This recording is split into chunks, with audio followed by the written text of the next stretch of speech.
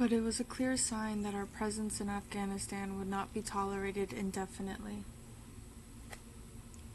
This was made clear to me some days later when 3 members of the COD secret police turned up at the reception desk at the Intercontinental to see me. They all wore leather coats, de rigueur for plainclothes cops in Soviet satellite countries, and they were not smiling. One of them, a small man with a thin mustache and a whining voice, held out a piece of paper. "We have come to see you about this," he snapped. I took the paper from him, a telegram bearing the stamp of the Afghan PTT office, and as I read the contents, I swallowed several times, the kind of guilty swallow that criminals make in movies when confronted with evidence of some awesome crime. "Urgent. Bob Fiske, guest, Intercontinental Hotel, Kabul," it said. "Any possibility of getting 2-minute update re Soviet military buildup in Afghanistan for Sunday morning this week. Love, Sue Hickey." I drew in my breath. "Jesus Christ," I shouted. How could Sue have sent such a telegram? For days, I had been sending tapes to CBC describing the atmosphere of fear and danger in Afghanistan, and here was Sue sending me an open telegram requesting details of Soviet military deployment in a state run by pro-Moscow communists. It was, I suspected, part of a very old problem. Somewhere between reporters and their offices in faraway London or New York, there exists a wall of gentle disbelief, an absolute fascination with the reporter's dispatch from the war zone, but an unconscious conviction that it is all part of some vast Hollywood production, and that the tape or the film, though obviously not fraudulent, is really a massive theatrical production, that the Russian army was performing for us, the world's press, that the Qhotbzadeh, always referred to in news reports as the dreaded secret police, was somehow not that dreadful after all. Indeed, might be present in Afghanistan to give just a little more excitement to our stories. I looked at the little man from Qhotbzadeh. He was looking at me with a kind of excitement in his face. He was one of the few who could speak passable English, and he had caught his man. The Western spy had been found with incontrovertible proof of his espionage activities, a request for military information about the Soviet army. "What does this mean?" the little man asked softly. Oh, yes, indeed. What did this mean? I needed time to think, so I burst into laughter. I put my head back and positively gusted laughter around the lobby of the hotel until even the receptionist turned to find out the cause of the joke, and I noticed one of the cops grinning. He wanted in on the joke too. I slowly let my laughter subside and shook my head warily. "Look, this lady wants me to report for a radio show called Sunday Morning in Canada," I said. There is no Soviet military buildup.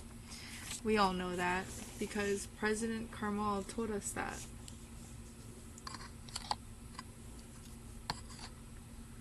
Told us that only a very limited Soviet contingent has come to Afghanistan. This lady obviously doesn't know that. I have to clear up this ridiculous situation and report the truth. I'm sorry you've been bothered with such a silly message, and I can certainly understand why you were worried about it. And I laughed again. Even the little cop smiled sheepishly. I offered him back the incriminating telegram. "No, you keep it," he snapped, and he wagged his finger in my face. "We know you know," he said. "I'm sorry?" I asked. But did he know?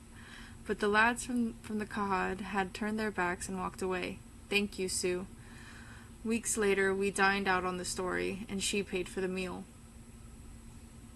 Yet it was all too easy to turn the Soviet occupation into a one-dimensional drama of brutal Russian invaders and plucky Afghan guerrillas, a kind of flip-side version of the fictional Tom Graham's Second Afghan War. A succession of pro-Soviet dictators had ruled Afghanistan with cruelty, with socialist cant and pious economic plans, but also through tribal alliances, the Pathans and the Hazaras, who were Shia Muslims, and the Tajiks and the Gilgis and the Duranis and the Uzbeks could be manipulated by the government in Kabul. It could bestow power on a leader prepared to control his town on behalf of the communist authorities, but could withhold funds and support from anyone who did not. Prison, torture, and execution were not the only way to ensure political compliance, but among the tribes, deep within the deserts and valleys of Afghanistan, the same communist governments had been trying to cajole and then force upon these rural societies a modern educational system in which girls as well as boys would go to school, at which young women did not have to wear the veil, in which science and literature would be taught alongside Islam. 21 years later, an American president would ostentatiously claim that these were among his own objectives in Afghanistan. And I remember one excursion out of Jalalabad in those early days of the Soviet invasion. I had heard that a schoolhouse had been burned down in a village 25 kilometers from the city, and set off in an exhaust-fuming Russian-built taxi to find out if this was true. It was, but there was much worse. Beside the gutted school, there hung from a tree a piece of blackened meat, twisting gently in the breeze. One of the villagers, urging my driver to take me from the village, told us that this was all that was left of the headmaster. They had also hanged and burned his school-teacher wife. The couple's sin? To comply with government's rules that girls and boys should be taught in the same classroom. And what about those Pakistanis and Egyptians and Saudis who were, according to Karmal, supporting the, quote, terrorists? Even in Jalalabad, I heard that Arabs had been seen in the countryside outside the city. Although typical of our innocence at that time, I regarded these stories as untrue. How could Egyptians and Saudis have found their way here? And why Saudis? But when I heard my colleagues, especially American journalists, referring to the resistance as, quote, freedom fighters, I felt something going astray. Guerrillas, maybe, even fighters, but freedom fighters? What kind of freedom were they planning to bestow upon Afghanistan? Of their bravery there was no doubt, and within 3 weeks of the Soviet invasion came the first signs of a unified Muslim political opposition to the Karmal government and its Russian supporters. The few diplomats left in Kabul called them night letters.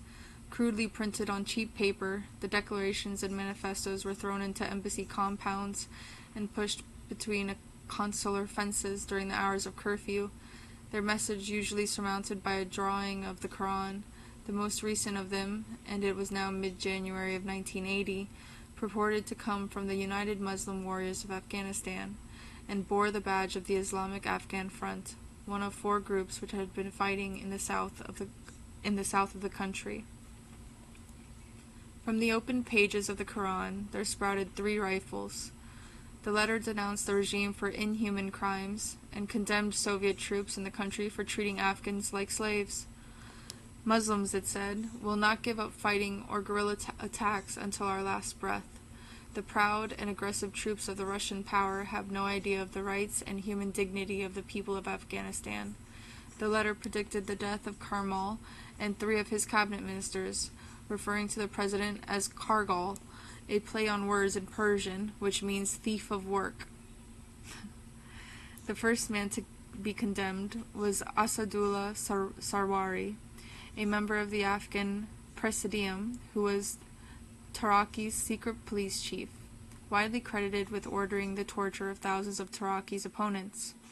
Others on the death list include Shah Jahan Muzdoriar, a former interior minister who is now Karmal's transport minister.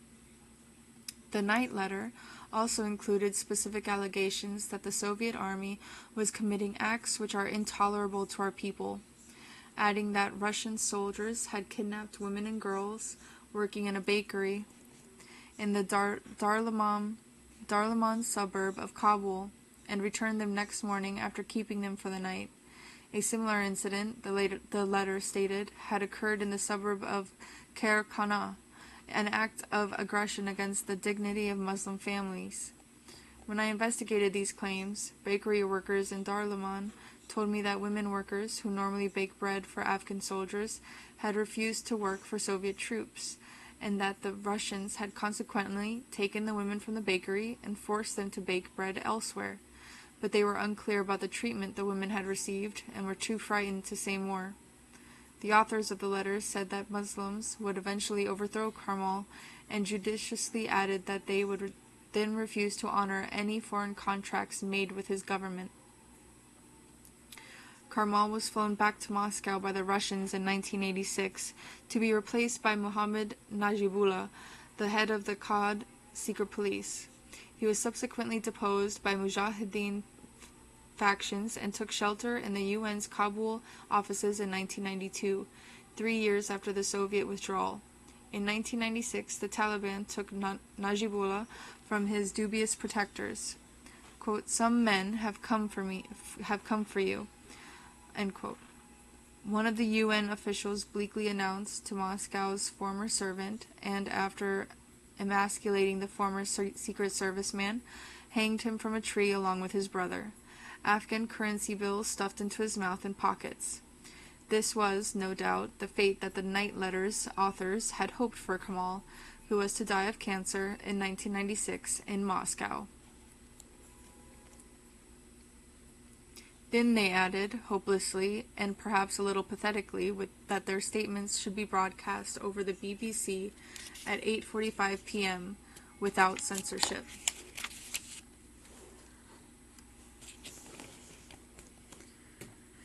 Still, Gavin and I ventured out most days with Steve, Jeff, Mike, and the faithful Mr. Samadali. We were halfway up the Solange Pass, 130 kilometers north of Kabul, on the 12th of January, when our car skidded on the ice, and a young Russian paratrooper from the 105th Airborne Division ran down the road, waving his automatic rifle at us and shouting in Russian. He had been wounded in the right hand, and blood was seeping from the bullet hole through his makeshift bandage and staining the sleeve of his battle dress. He was only a teenager, with fair hair and blue eyes, and a face that showed fear. He had clearly never before been under fire. Beside us, a Soviet Army transport lorry, its rear section blown to pieces by a mine, lay upended in a ditch. There were 2 tracked armored carriers just up the road, and a Russian paratroop captain ran toward us to join his colleague. "Who are you?" he asked in English. He was dark-haired and tired, dressed in a crumpled tunic, a hammer and sickle buckle on his belt. We told him we were correspondents, but the younger soldier was too absorbed with the pain from his wound. He reapplied the safety catch on his rifle, then lifted up his hand for our inspection. He raised it with difficulty and pointed to a snow-covered mountain above us where a Russian military helicopter was slowly circling the peak. "They shoot Russians," he said. He was incredulous. No one knew how many Russians the guerrillas had shot, although a villager a mile further south insisted with undisguised relish that his compatriots had killed hundreds. But the ambush had been carefully planned. The mine had exploded at the same time as a charge had blown up beneath a bridge on the main highway. So for almost 24 hours, half of a Russian convoy en route to Kabul from the Soviet frontier was marooned in the snow at an altitude of more than 7,000 feet. Russian engineers had made temporary repairs, and we watched as the Soviet trucks made their way down from the mountains, slithering on the slush and packed ice. 156 tracked armored vehicles, 8-wheel personnel carriers, and 300 lorry loads of petrol, ammunition, food, and tents. The drivers looked exhausted. The irony, of course, was that the Russians had built this paved highway through the 11,900-foot pass. That night, the U.S. State Department claimed that 1,200 Russian soldiers had been killed. It seemed an exaggeration, but the bloody-minded villager may have been right about the hundreds dead. A, quote, very limited contingent, end quote, indeed. Karmal's government held a day of mourning for those killed by the butcher Amin. The British embassy even lowered its flag to half-mast. But only a few hundred people turned up at the yellow-painted Palakeshti Mosque to pray for their souls, and they were for the most part well-dressed PDP functionaries. 4 young men who arrived at the mosque in northern Kabul and attempted to avoid the signing ceremony were reminded of their party duties by a soldier with a bayonet fixed to his rifle. They signed the book. The rest of Kabul maintained the uneasy tenor of its new life. The bazaars were open as usual, and the street sellers with their sweetmeats and oils continued to trade beside the ice-covered Kabul River. In the old city, a Western television crew was stoned by a crowd after being mistaken for Russians.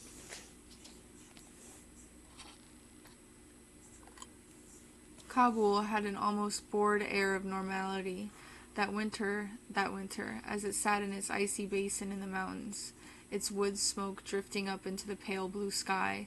The first thing all of us noticed in the sky was an army of kites, large box kites, triangular and rectangular kites, and small paper affairs, painted in blues and reds and often illustrated with a large and friendly human eye. No one seemed to know why the Afghans were so obsessed with kites, although there was a poetic quality to the way in which the children, doll-like creatures with narrow Chinese features, swaddled in coats and embroidered capes, watched their kites hanging in the frozen air, those great paper eyes with their long eyelashes floating towards the mountains. Gavin and I once asked Mr. Samadali to take us to the zoo. Inside the gate, a rusting sign marked vultures led to some of the nastiest birds on earth, skeletal rather than scrawny, past the hog pit. A trek through deep snow brought us to the polar bear cages, but the cage doors were open and the bears were missing. Even more disquieting was the silent group of turbaned men who followed us around the zebra park, apparently under the illusion we were Russians. It must have been the only zoo in the world where the visitors were potentially more dangerous than the animals. We even managed to find Afghanistan's only railway locomotive, a big early 20th century steam engine bought by King Amanullah from a German manufacturer. It sat forlorn and rusting near a ruined palace, its pistons congealed together and guarded by policemen who snatched at our cameras when we tried to take a picture of this old loco. A doubly absurd event since there is not a single active railway line in all of Afghanistan.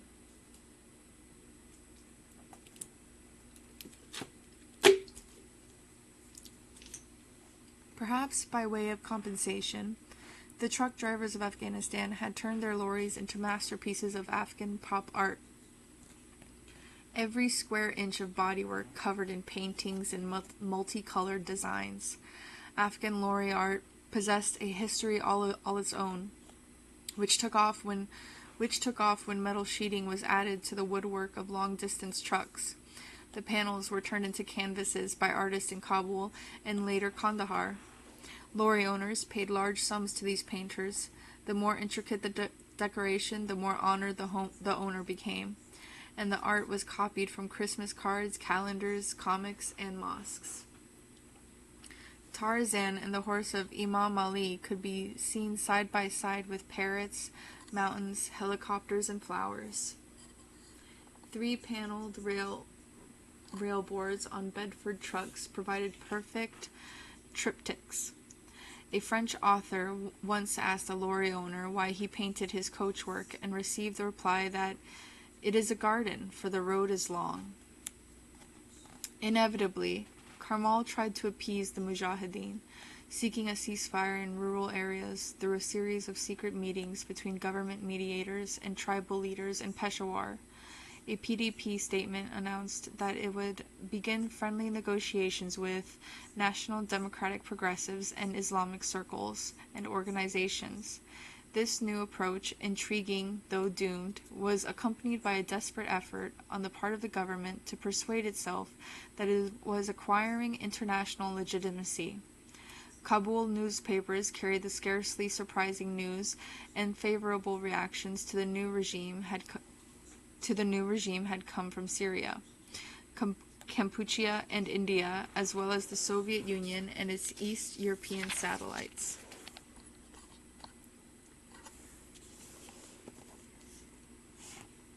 In a long letter to Ayatollah Khomeini, whose Islamic revolution in Iran the previous year had so frightened the Soviets, Karmal criticized the adverse Iranian response to his coup. It had been condemned by Iranian religious leaders and sought to assure the Ayatollah that the murder of Muslim tribesmen in Afghanistan had been brought to an end with Amin's overthrow. Quote, "My government will never allow anybody to use our soil as a base against the Islamic Revolution in Iran and against the interest of the fraternal Iranian people," end quote, he wrote. "We expect our Iranian brothers to take an identical stance." Iran, needless to say, was in no mood to comply. Within days of the Soviet invasion, the foreign ministry in Tehran had stated that Afghanistan is a Muslim country, and the military intervention of the government of the Soviet Union in the neighboring country of our co-religionists is considered a hostile measure against all of the Muslim world. Within months, and aware that the United States was sending aid to the guerrillas, Iran would be planning its own military assistance program for the insurgents. By July, Sadegh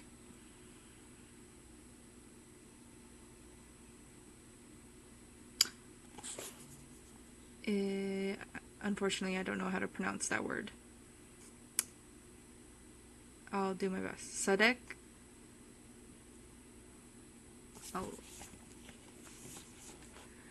Qhotbzadeh. My apologies.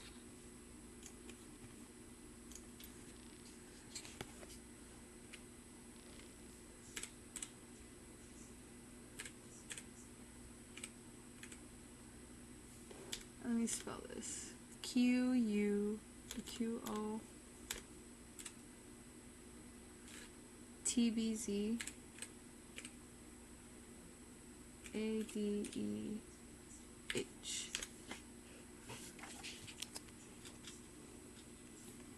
Let me see if I can get a pronunciation of that name.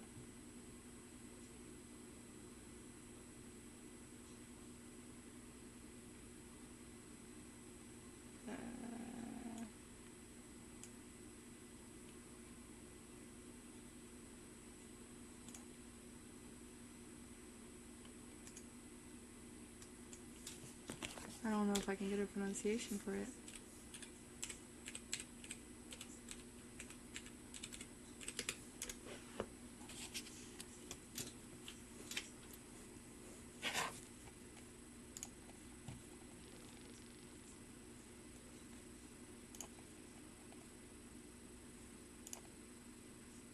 Qhotbzadeh. Okay. Sadegh Qhotbzadeh, the Iranian foreign minister.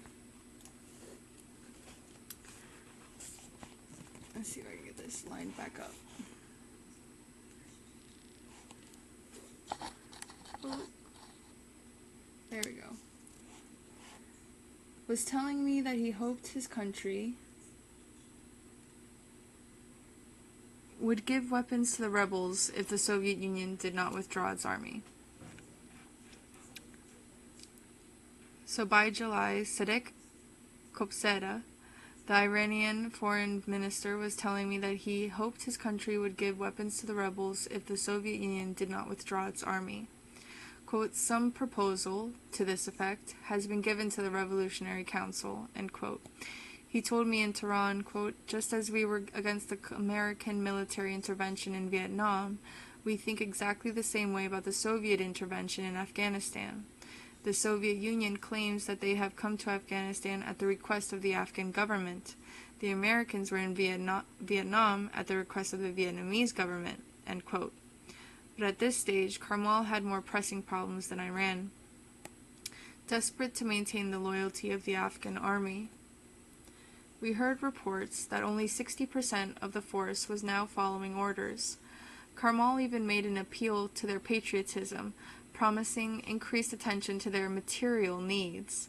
These heroic officers, patriotic cadets, and valiant soldiers were urged to defend the freedom, honor, and security of your people, with high hopes for a bright future. Material needs clearly meant back pay. The fact that such an appeal had to be made at all said much about the low morale of the Afghan army. No sooner had he tried to appease his soldiers than Karmal turned to the Islamists who had for so long opposed the communist regimes in Kabul. He announced that he would change the Afghan flag to reintroduce green, the color of Islam, so rashly deleted from the national banner of Taraki, to the fury of the clergy. At the same time, and Karmal had an almost unique ability to destroy each new political initiative with an unpopular countermeasure, he warned that his government would treat terrorists, gangsters, murderers, and highwaymen with revolutionary decisiveness. For terrorists, red guerrillas, or as President Ronald Reagan would call them in the years to come, freedom fighters, terrorists. In the Middle East, in the entire Muslim world, this word would become a plague, a meaningless punctuation mark in all our lives, a full stop erected to finish all discussion of injustice, constructed as a wall by Russians, Americans, Israelis, British, Pakistanis, Saudis, Turks, to shut us up. Who would ever say a word in favor of terrorists? What cause could justify terror? So our enemies are always terrorists. In the 17th century, governments used heretic in much the same way, to end all dialogue, to prescribe obedience. Karmal's policy was simple. You are either with us or against us. For decades, I have listened to this dangerous equation, uttered by capitalist and communist, presidents and prime ministers, generals and intelligence officers, and, of course, newspaper editors. In Afghanistan, there were no such formulaic retreats. In my cozy room at the Intercontinental, each night I would spread out a map. What new journey could be made across this iced plateau before the Russians threw us out? With this in mind, I realized that the full extent of the Russian invasion might be gauged from the Soviet border. If I could reach Mazar-e-Sharif, far to the north of the Amu Darya River, I would be close to the frontier of the Soviet Union and could watch their great convoys entering the country. I packed a soft Afghan hat and a green fringed shawl I bought in the bazaar, along with enough dollars to pay for several nights in a Mazar hotel, and set off before dawn to the cold but already crowded bus station in central Kabul. The Afghans waiting for the bus to Mazar were friendly enough. When I said I was English, there were smiles, and several young men shook my hand. Others watched me with the same suspicion as the 3 Kahad men at the Intercontinental. There were women in burqas who sat in silence in the back of the wooden vehicle.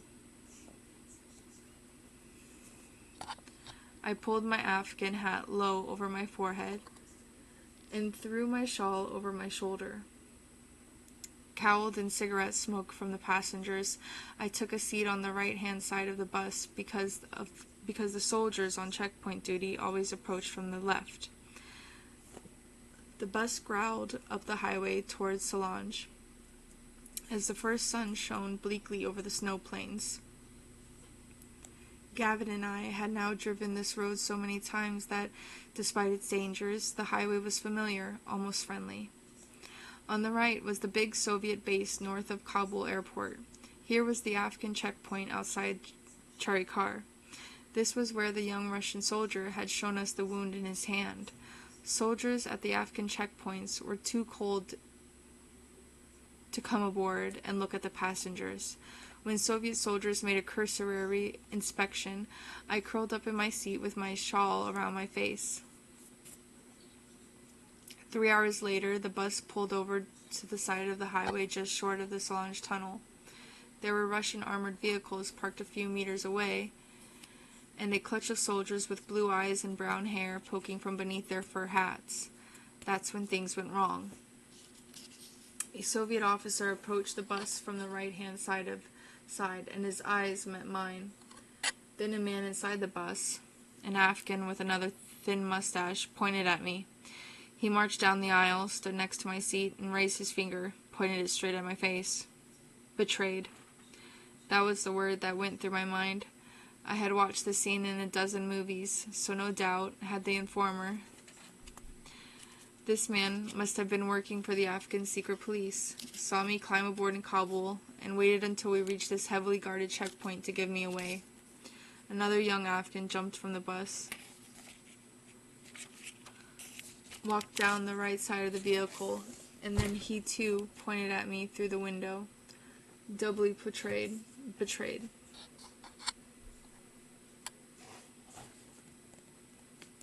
We were 100 miles from Kabul. If I had cleared this last major barrage, I would have been through the tunnel and onto Mazar. The Russian officer beckoned me to leave the bus. I noticed a badge of Lenin on his lapel. Lenin appeared to be glowering, eyes fixed on some distant Bolshevik dream that I would be forbidden to enter. Passport, the soldier said indifferently. It was like the ghastly telegram Suhiki had sent me, further proof of my dastardly role in Afghanistan. In the 1980s, the covers of British passports were black, and the gold coat of arms of the United Kingdom positively gleamed back at the Russian. He studied it closely. I half expected him to ask me for the meaning of "Du et mon droit," or worse still, "Honi soit qui mal y pense." He flicked it open, looked at the face of the bespectacled, tousled-haired Englishman on the third page, and then at the word occupation. The word journalist does not obtain many visas in the Middle East, and so the British Passport Office had been obliging enough to write representative in the space provided. The Russian, who could read about as much Latin script as I could Cyrillic, tapped his finger on the word and asked in painfully good English, "What do you represent?" "A newspaper," I owned up. Correspondent." And he gave me a big knowing smile. I was led to a small communications hut in the snow, from which emerged a half-naked paratroop captain wearing shades. Captain Victor of from Tashkent, showed no animosity when he was told I was a journalist. And his men gathered round me, anxious to talk, in faltering but by no means poor English. There was a grunting from the engine of my bus, and I saw it leaving the checkpoint for the tunnel without me, my betrayer staring at me hatefully from a rear window. Private Tebben, from the Estonian city of Tallinn, if he survived Afghanistan. I assume he is now a proud citizen of the European Union, happily flourishing his new passport at British immigration desks. Repeatedly described how dangerous the mountains had become now that rebels were shooting daily at Soviet troops. Captain Victor wanted to know why I had chosen to be a journalist, but what emerged most strongly was that all these soldiers were fascinated by pop music. Lieutenant Nikolai from Tashkent interrupted at one point to ask, "Is it true that Paul McCartney has been arrested in Tokyo?" And he put his extended hands together as if he had been handcuffed. Why had McCartney been arrested? He wanted to know. I asked him where he had heard the Beatles' music, and two other men chorused at once, on the Voice of America radio. I was smiling now, not because the Russians were friendly. Each had studied my passport, and all were now calling me Robert, as if I was a comrade in arms rather than the citizen of an enemy power. But because these Soviet soldiers, with their overt interest in Western music, did not represent the iron warriors of Stalingrad, they seemed like any Western soldiers, naive, cheerful in front of strangers, trusting me because I was, and here in the Afghan snows, of course, the fact was accentuated, a fellow European. They seemed genuinely apologetic that they could not allow me to continue my journey, but they stopped a bus traveling in the opposite direction. "To Kabul," Captain Victor announced. I refused. The people on that bus had seen me talking to the Russians. They would assume I was a Russian. No amount of assurances that I was British would satisfy them. I doubted if I would ever reach Kabul, at least not alive. So Lieutenant Nikolai flagged down a passing Russian military truck at the back of a convoy and put me aboard. He held out his hand. "Das Vidanya," he said. "Goodbye." and give my love to Linda McCartney. And so I found myself traveling down the Hindu Kush on Soviet Army Convoy number 58 from Tashkent to Kabul. This was incredible. No Western journalist had been able to talk to the Soviet troops invading Afghanistan, let alone ride on their convoys. And here I was, sitting next to an armed Russian soldier as he drove his truckload of food and ammunition to Kabul, allowed to watch this vast military deployment from a Soviet army vehicle. This was better than Mazar. As we began our descent of the gorge, the Russian driver beside me pulled his kit bag from behind his seat, opened the straps, and offered me an orange. "Please, you look up," he said. "Look at the top of the hills." With near disbelief, I realized what was happening. While he was wrestling the wheel of his lorry on the ice, I was being asked to watch the mountain tops for gunmen. The orange was my pay for helping him out. Slowly we began to fall behind the convoy. The soldier now hauled his rifle from the back of the cab and laid it between us on the seat. "Now you watch right of road," he said. "Tell if you see people." I did as I was told, as much for my safety as his. Our truck had a blue painted interior with the word "comma" engraved over the dashboard. It was one of the lorries built at the American-funded Kama River factory in the Soviet Union, and I wondered what President Carter would have thought if he knew the uses to which his country's technology was now being put. The driver had plastered his cab with Christmas cards. At the bottom of the pass, we found his convoy, and an officer, tall with intelligent, unnaturally pale green eyes, khaki trousers, tucked into heavy army boots, came to the door on my side of the truck. "You are English," he said with a smile. "I am Major Yuri. Come to the front with me." And so we trekked through the deep slush to the front of the column, where a Soviet tank was trying to maneuver up the pass in the opposite direction. "It's a T-62, he said, pointing to the sleeve halfway down the tank's gun barrel.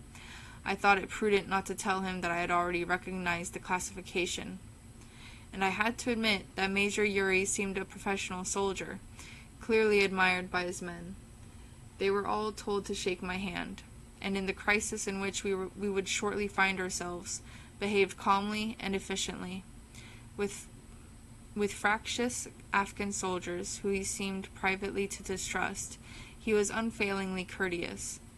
When 5 Afghan soldiers turned up beside the convoy to complain that Russian troops had been waving rifles in their direction, Major Yuri spoke to them as an equal, taking off his gloves and shaking each by the hand until they beamed with pleasure. But he was also a party man. What, he asked, did I think of Mrs. Thatcher? I explained that people in Britain held different views about our Prime Minister. I wisely forbore to give my own, but they were permitted to hold these views freely. I said that President Carter was not the bad man he was depicted as in the Moscow press. Major Yuri listened in silence. So what did he think about President Brezhnev? I was grinning now. I knew what he had to say. So did he. He shook his head with a smile. I believe, he said slowly, quote, that Comrade Brezhnev is a very good man, end quote. Major Yuri was well-read. He knew his Tolstoy and admired the music of Shostakovich, especially his Leningrad Symphony. But when I asked if he had read Alexander Solzhenitsyn, he shook his head and tapped his revolver holster. This, he said, is for Solzhenitsyn. I squeezed into Major Yuri's truck. His driver and I on the outside seats, Yuri in the middle, and so we set off for Kabul. England is a good country, he asked. Better than Afghanistan? No, Major Yuri did not want to be in Afghanistan, he admitted. He wanted to be at home, in Kazakhstan, with his wife and 9-year-old daughter, and planned to take a return convoy back to them in 3 days' time. He had spent 13 of his 30 years in the army, and had not enough money to buy a car, and could never travel abroad because he was an officer. It was his way of telling me that life in the Soviet Union was hard, and his life was not easy, that perhaps Comrade Brezhnev was not that good a man. Had not Brezhnev sent him here in the first place? When I asked questions he could not answer, he smiled in silent acknowledgment that he would have liked to be able to do so. Amid a massive army, there is always a false sense of comfort. Even Major Yuri, his pale eyes constantly scanning the snowfields on each side of us, seemed to possess a dangerous self-confidence. True, the Afghans were attacking the Russians, but who could stop this Leviathan, these armored centipedes that were now creeping across the snows and mountains of Afghanistan? When we stopped at an Afghan checkpoint and the soldiers there could speak no Russian, Major Yuri called back for one of his Soviet Tajik officers to translate. As he did so, the major pointed at the Tajik and said, "Muslim." Yes, I understood. There were Muslims in the Soviet Union. In fact, there were rather a lot of Muslims in the Soviet Union. And that, surely, was partly what this whole invasion was about. The snow was blurring the windscreen of our truck, almost too fast for the wipers to clear it away. But through the side windows, we could see the snowfields stretching away for miles. It was now mid-afternoon, and we were grinding along at no more than 25 kilometers an hour, keeping the speed of the slowest truck, a long, vulnerable snake of food, bedding, heavy ammunition, mixed in with tanks and carriers, 147 lorries in all, locked onto the main highway, a narrow vein of ice-cloaked tarmac that set every Soviet soldier up as a target for the terrorists of Afghanistan, or so it seemed to the men on Convoy 58, and to me. Yet we were surprised when the first shots cracked out around us. We were just north of Charikar, and the rounds passed between our truck and the lorry in front, filling the air pockets behind them with little explosions, whizzing off into the frosted orchards to our left. "Out!" Major Yuri shouted. He wanted his soldiers defending themselves in the snow, not trapped in their cabs. I fell into the muck and slush beside the road. The Russians around me were throwing themselves from their trucks. There was more shooting, and far in front of us, in a fog of snow and sleet, there were screams. A curl of blue smoke rose into the air from our right. The bullets kept sweeping over us, and one pinged into a driver's cab. All around me, the Soviet soldiers were lying in the drifts. Major Yuri shouted something at the men closest to him, and there was a series of sharp reports as their Kalashnikovs kicked into their shoulders. Could they see what they were shooting at? A silence fell over the landscape. Some figures moved.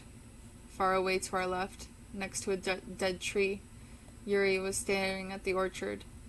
"They are shooting from there," he said in English. He gave me a penetrating glance. This was no longer to be soldiers' small talk. I listened to the crackle of the radios, the shouts of officers interrupting each other, the soldiers in the snow looking over their shoulders. Major Yuri had taken off his fur hat. His brown hair was receding, and he looked older than his 30 years. "Watch this, Robert," he said, pulling from his battle dress a long tube containing a flare. He stood together in the snow, the slush above our knees, as he tugged at a cord that hung beneath the tube. There was a small explosion, a powerful smell of cordite, and a smoke trail that soared high up into the sky. It was watched by the dozen soldiers closest to us, each of whom knew that our lives might depend on that rocket. The smoke trail had passed 1,000 feet in height when it burst into a shower of stars, and within 50 seconds a Soviet MiG swept over us at low level, dipping its wings. A minute later, a tracked personnel carrier bearing the number 368 came thrashing through the snow with two of its crew leaning from their hatches and slid to a halt beside Major Yuri's truck. The radio crackled, and he listened in silence for a few moments, then held up 4 fingers towards me. "They have killed 4 Russians in the convoy ahead," he said.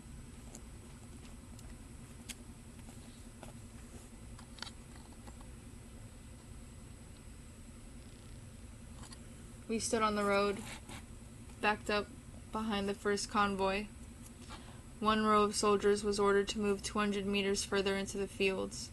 Major Yuri told his men they could open their rations. The Tajik soldier who had translated for the major offered me food, and I followed him to his lorry. It was decorated with Islamic pictures, quotations from the Quran, curiously interspersed with photographs of Bolshoi ballet dancers. I sat beside the truck with two soldiers next to me. We had dried biscuits and large hunks of raw pork. The only way I could eat the pork was to hold onto the fur and rip at the salted fat with my teeth. Each soldier was given 3 oranges and sardines in a tin that contained about 10% sardines and 90% oil. Every few minutes, Major Yuri would pace the roadway and talk over the radio telephone, and then eventually we did move away with our armored escorts scattered through the column. He seemed unsure of our exact location on the highway. Could he asked, borrow my map?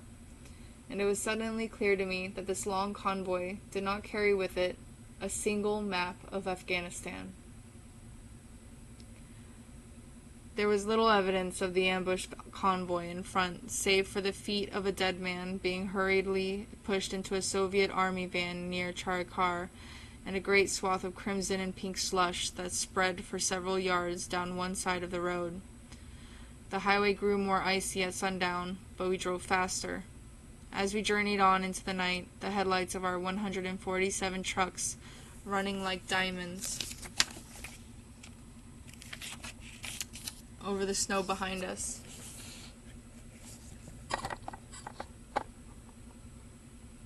I was gently handed a Kalashnikov rifle with a full clip of ammunition. A soldier snapped off the safety catch and told me to watch through the window. I had no desire to hold this gun, even less to shoot at Afghan guerrillas, but if we were attacked again, if the Afghans had come right up to the truck as they had done many times on these convoys, they would assume I was a Russian. They would not ask all members of the National Union of Journalists to stand aside before gunning down the soldiers. I have never since held a weapon in wartime, and I hope I never shall again. I have always cursed the journalists who wear military costumes and don helmets and play soldiers with a gun at their hip, graying over the line between reporter and combatant, making our lives ever more dangerous as armies and militias come to regard us as an extension of their enemies, a potential combatant, a military target. But I had not volunteered to travel with the Soviet army. I was not, as that repulsive expression would have it in later wars, embedded. I was as much their prisoner as their guest. As the weeks went by, Afghans learned to climb aboard the Soviet convoy lorries after dark and knife their occupants. I knew that my taking a rifle, even though I never used it, would produce a reaction from the great and the good in journalism, and it seemed better to admit the reality than to delete this from the narrative. From his executive office in London's Fleet Street, approximately 5,700 kilometers from Kabul, the managing director of Routers, Gerald Long, dutifully fired off a letter to the Times condemning me for holding the Kalashnikov. Much though everyone will understand the natural instinct for self-preservation, he wrote, he, Fiske, should have refused to carry the gun. If we are to claim protection for journalists reporting conflict, journalists must refuse to carry arms in any circumstances. Those who are responsible for the safety of journalists will instruct them to avoid avoidable risks. The risk to all journalists, of any journalist carrying a gun, is, in my view, greater than the doubtful protection a gun can give him." End quote. Despite the letter's odd syntax, I could not have agreed more. But how were we journalists supposed to avoid avoidable risks in Afghanistan? I had been trying to travel to Mazar on a bus, not to Kabul on a Soviet convoy. To continue. If I was riding shotgun for the Soviet Army, then that was the truth of it. 3 times we passed through towns where villagers and peasants lined the roadside to watch us pass. And of course it was an eerie, unprecedented experience to sit with a rifle on my lap in a Soviet military column next to armed and uniformed Russian troops, and to watch those Afghans, most of them in turbans, long shawls, and rubber shoes, staring at us with contempt and disgust. One man in a blue coat stood on the tailboard of an Afghan lorry and watched me with narrowed eyes. It was the nearest I had seen to a look of hatred. He shouted something that was lost in the roar of our convoy. Major Yuri seemed unperturbed. As we drove through Karabagh, I told him I didn't think the Afghans liked the Russians. It was beginning to snow heavily again. The major did not take his eyes from the road. "The Afghans are cunning people," he said, without obvious malice, and then fell silent. We were still sliding along the road to Kabul when I turned to Major Yuri again. "So why was the Soviet army in Afghanistan?" I asked him. The major thought about this for about a minute and gave me a smile. "If you read Pravda," he said, "you will find that Comrade Leonid Brezhnev has answered this question." Major Yuri was a party man to the end. All my dispatch lacked was a photograph for the Times. Major Yuri had taken pictures of me for his personal scrapbook or for the KGB, but I had none of him. So when I trudged out through the packed snow to the gate of the Soviet Army base back in Kabul and caught sight of a Russian hat, complete with red hammer and sickle badge and strap-up fur earmuffs on a lorry driver's empty seat, I snatched it from the truck and stuffed it under my brown Afghan shawl. For years, I would proudly produce this memento of Soviet military power at dinners and parties in Beirut. But within 10 years, the Soviet Union had collapsed, and tourists, alas, could buy thousands of identical military hats, along with those of Soviet generals and admirals and batteries of medals won in Afghanistan, in Moscow's Arbat Street for only a few rubles.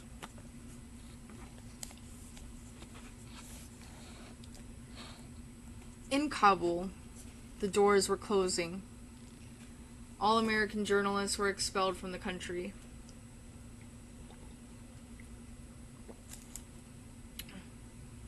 An Afghan Politburo statement denounced British and other European reporters for mudslinging. The secret police had paid Mr. Samadali a visit. Gavin was waiting for me, grim-faced, in the lobby. Quote, "They told him they'd take his children from him if he took us outside Kabul again," end quote, he said. We found Mr. Samadali in the hotel taxi lineup next day, smiling apologetically and almost in tears. My visa was about to expire, but I had a plan.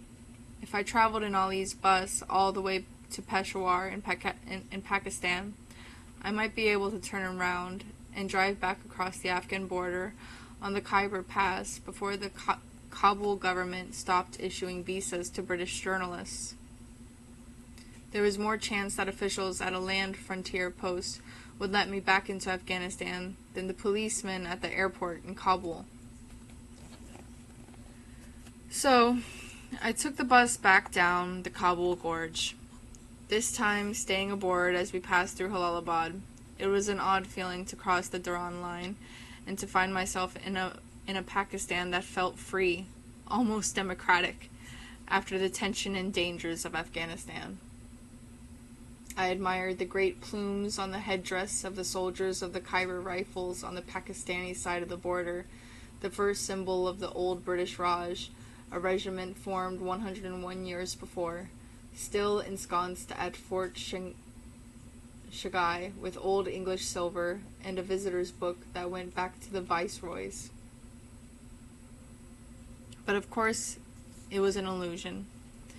President General Mohammad Zia-ul-Haq ran an increasingly Islamic dictatorship in which maiming and whipping had become official state punishments.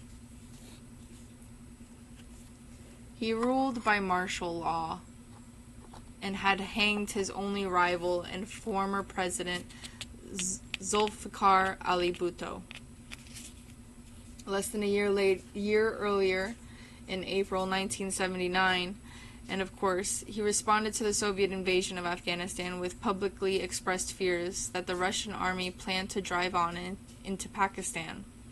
The United States immediately sent millions of dollars of weapons to the Pakistani dictator, who suddenly became a vital American asset in the war against communism. But in Ali's wooden bus, it seemed like freedom. And as we descended the splendor of the Khyber Pass, there around me were the relics of the old British regiments who had fought on this ground for more than a century and a half, often against the Pathan Ghazi fighters with their primitive Jazale rifles. A weird, uncanny place. A deadly valley. A British writer called it in 1897. And there on the great rocks that slid past Ali's bus were the regimental crests of the 40th Foot, the Leicester Yeomanry, the Dorsetshires, the Cheshires, Bill Fiske's regiment before he was sent to France in 1918, and the 54th Sixth Frontier Force, each with its motto and dates of service. The paint was flaking off the ornamental crest of the 2nd Battalion, the 10th Baluch Regiment, and the South Lancs, and the Prince of Wales's volunteers had long ago lost their colors. Pathan tribesmen, Muslims to a man of course, had smashed part of the insignia of a Hindi regiment whose crest included a proud peacock. Graffiti covered the plaque of the 17th Leicester Foot Regiment, 1878-79. The only refurbished memorial belonged to Queen Victoria's own Corps of Guides, a mainly Pathan unit, whose eccentric commander insisted that they be clothed in khaki rather than scarlet, and one of whose Indian members probably inspired Rudyard Kipling's Gunga Din. The lettering had been newly painted, the stone washed, clean of graffiti. Peshawar was a great heaving city of smog, exhaust, flaming jacaranda trees, vast lawns, and barracks. In the dingy Intercontinental there, I found a clutch of telex operators, all enriched by the Times, and now further rewarded by their loyalty in sending my reports to London. This was not just generosity on my part. If I could re-enter Afghanistan, they would be my future lifeline to the paper. So would Ali. We sat on the lawn of the hotel, taking tea, Raj style, with a large china pot and a plate of scones, and a fleet of huge birds that swooped from the trees to snatch at our cakes. The Russians are not going to leave, Mr. Robert, Ali assured me. I fear this war will last a long time. That is why the Arabs are here. Arabs. Again I hear about Arabs.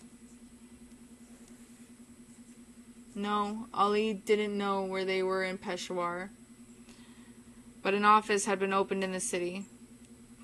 General Zia had ordered Pakistan's embassies across the Muslim world to issue visas to anyone who wished to fight the Soviet army in Afghanistan. A clutch of telexes was waiting for me at reception. The Times had safely received every paragraph I had written and printed, all but one.